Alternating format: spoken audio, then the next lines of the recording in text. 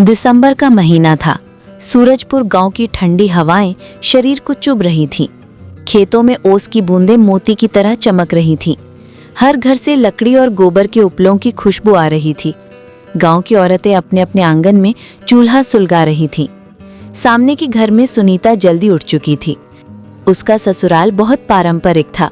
सास कमला देवी, ससुर हरिराम जी और देवर मोहन सब एक साथ रहते थे। सुनीता मायके में आराम की जिंदगी जीती थी, पर ससुराल आने के बाद उसने जल्दी ही घर के तौर तरीके सीख लिए थे। उस दिन ठंडी हवा चल रही थी। सुनीता ने गर्म पानी से हाथ धोकर आटे की लोइयां बनाई ही थी कि सास की आवाज आई। सुनीता, आज बाजार से हरी सब्जी लानी है, ठंड में शरीर को ताकत मिलती है। सुनीता मुस्कुराई। जी मां जी, मैं अभी चली जाती हूँ। बाजार में महकती सब्जियां। गांव के हाट में रौनक थी। बर्फीली हवा में भाप छोड़ते चाय वाले, मूली गाजर की खुशबू और ताज़ी पालक, मेथी, सरसों, सब कुछ सर्दियों का मजा बढ़ा रहे थे। सुनीता सब्जियां चुनते हुए सोच रही थी, मां जी सही कहती हैं, ठंड में हरी सब्जी खाना सेहत के लिए वरदान है। वो घर लौटी तो सास ने कहा, आज मेथी आलू की सब्जी और सरसों का साग बनेगा। ससुर जी पास बैठे बोले, बस रोटी गर्म रहे और घी ऊपर से डाल दो तो सर्दी में यही सबसे बड़ी दवा है। सुनीता पूरे मन से काम करती, पर कभी कभी सास की बातों से दुखी भी होती। एक दिन जब उसने सोचा कि कुछ नई रेसिपी बनाए, मेथी पुलाव और लौकी का सूप, तो सास बोली, अरे बहू, ये शहर की नखरे वाली चीजें मत बनाओ, गांव में तो वही बनता है जो सबको समझ आए। सुनीता चुप रही, लेकिन अंदर से सोचने लगी, कभी कभी बदलाव भी तो अच्छा होता है मां जी, पर यहाँ हर चीज पर परंपरा भारी है। रात में जब सब खाना खाकर अपने कमरों में चले गए तो सर्दी और बढ़ गई। सुनीता ने देखा कि ससुर जी खांस रहे हैं। वो दौड़ी दौड़ी रसोई में गई, अदरक, तुलसी और काली मिर्च डालकर काढ़ा बनाया। कमला देवी बोली, अरे बहू, तुझे ये सब आता है? सुनीता मुस्कुराई, माँ जी, ठंड में हरी चीजें और गर्म मसाले ही तो सबसे बड़ी दवा है।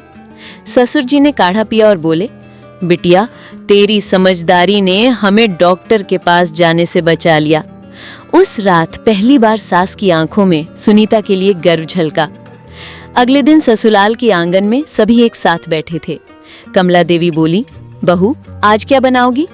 सुनीता ने कहा, आज मैं हरी मटर की सब्जी बनाऊंगी, उसमें अदरक और हरी मिर्च डालकर। सर्दी में ये शरीर को गर्म रखती है। खाना बना, सबने मिलकर खाया। स्वाद ऐसा कि देवर मोहन बोला, भाभी, अब तो आपकी बनाई सब्जी ही खाना है रोज। सास मुस्कुराते हुए बोली, हरी सब्जी तो बहाना है, असली स्वाद तो बहू के मन में है। कुछ दिनों बाद गांव में बर्फ जैसी ठंडी हवाएं चलने लगी। कई लोग सर्दी जुकाम से बीमार पड़ गए, लेकिन हरिराम जी का घर खुशहाल और स्वस्थ था। सब रोज मिलकर हरी सब्जी खाते, गर्म सूप पीते और शाम को अंगीठी के पास बैठकर बातें करते। एक दिन सास ने बहू से कहा, सुनीता, पहले मैं तेरी नई बातें नहीं मानती थी, पर तूने साबित कर दिया कि समझदारी उम्र से नहीं, सोच से होती है। सुनीता की आंखें नम हो गईं। उसने कहा, माँ जी, मैंने भी यही सीखा है कि घर में प्यार और अपनापन सबसे बड़ी दवा है, चाहे ठंड बाहर की हो या मन की। ठंड में हरी सब्जियां सिर्फ सेहत नहीं देती, वे परिवार को एक साथ बैठने, बात करने और प्रेम बांटने का मौका देती हैं। कभी कभी परंपरा और आधुनिकता के बीच संतुलन ही घर को खुशहाल बनाता है। रात में पूरा परिवार एक साथ बैठा था। रसोई से हरी मेथी की खुशबू आ रही थी, बाहर ठंडी हवा चल रही थी और घर के अंदर अपनापन गर्माहट दे रहा था।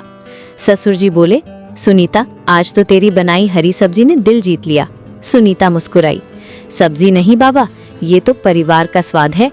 सास, देवर, ससुर सब हंस पड़े और उस हंसी में ठंड का असर कहीं खो गया। जहाँ दिलों में अपनापन हो, वहाँ ठंड भी गर्म महसूस होती है। हरी सब्जी और मिलजुल कर खाना, यही असली सर्दियों की गर्माहट है।